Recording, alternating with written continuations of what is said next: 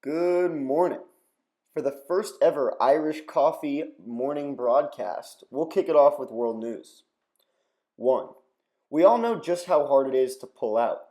England is learning that the hard way, as a few scenarios are currently on the table regarding the UK not actually leaving the EU. On one hand, the referendum was merely advisory, rather than legally binding, meaning that the Parliament could very well just reject it.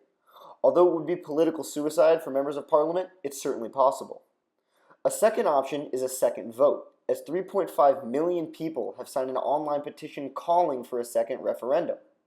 Experts, however, say it's unlikely. A third possibility is that the Scottish Parliament could veto the Brexit, as 62% of voters in the region actually voted to remain.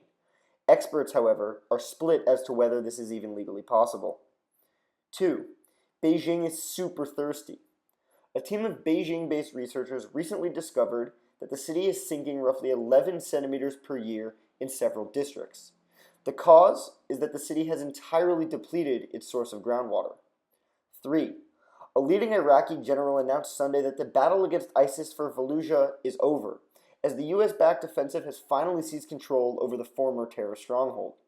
CNN notes that over 1,800 ISIS militants were killed during the military operations by the Iraqi forces to recapture the city and villages surrounding it. Moving on to U.S. news. In a landmark decision, the Supreme Court voted in a 5-3 fashion yesterday afternoon to reject a piece of Texas abortion legislation dubbed a clinic shutdown law. The provision, known as HB 2, could effectively shut down all but a handful of abortion clinics in the state by forcing abortion centers to maintain hospital-grade standards and forcing doctors to obtain admitting privileges at local hospitals, which is incredibly difficult to do. On the political front, both Obama and Hillary Clinton praised the ruling, while House Speaker Paul Ryan and former Republican presidential candidate Marco Rubio expressed disappointment with the court's decision. 2. In case you thought white supremacists were pretty much out of the picture, a rally in Sacramento this weekend should prove otherwise. 10 people were injured Sunday when violence broke out between the Traditionalist Worker Party and counter-protesters. The TWP is part of an umbrella group that aims to indoctrinate high school and college students into white nationalism. It is still unclear as to which groups the injured individuals belong.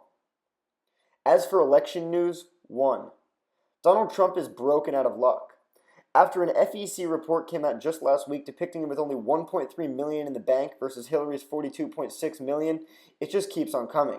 A Washington Post ABC poll from this weekend finds that Hillary now maintains a 12-point lead over the billionaire, 51% to 39% among registered voters. What's more is that nearly 66% of Americans believe that Trump is unqualified to be the president, and 56% say that Trump stands against their beliefs. 2. Benghazi, the word that has haunted Hillary Clinton's campaign since its onset. The Republican-led House Select Committee report on the Benghazi incident and Hillary Clinton's role in it will be released tomorrow morning. According to The Hill, 4 Americans, including Ambassador Christopher Stevens, died in the September 11, 2012 militia attacks at a diplomatic facility in nearby CIA annex in Benghazi, Libya. Bloomberg reported Monday night that this report will likely discuss whether President Obama's administration misled Americans about the incident and if presumptive Democratic nominee Hillary Clinton, who was serving as Secretary of State at the time, should be held responsible for insufficient security. Moving on to the market report. The British pound continues to fall relative to global currencies, reaching 1.33 pounds to the dollar, a 31-year low. The Nasdaq was down 2.41% at market closing last night as well, indicating some market turmoil in the wake of Brexit. Sports and culture. Kevin Durant has been selected to lead the U.S. Olympic basketball team in Rio this summer, as other NBA stars, including LeBron James, have refused to go to the games. Kanye West, in totally Kanye style, released the video for Famous, a song off of his most recent hit album, The Life of Pablo, and featured naked celebrities in bed beside him and his wife, Kim Kardashian. Among the nude celebrities is George W. Bush and Taylor Swift, both of which have expressed anger with Kanye's video. Thanks for listening to the first ever Irish Coffee broadcast.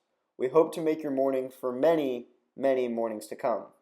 Thank you, and we hope you enjoyed your morning news with a twist.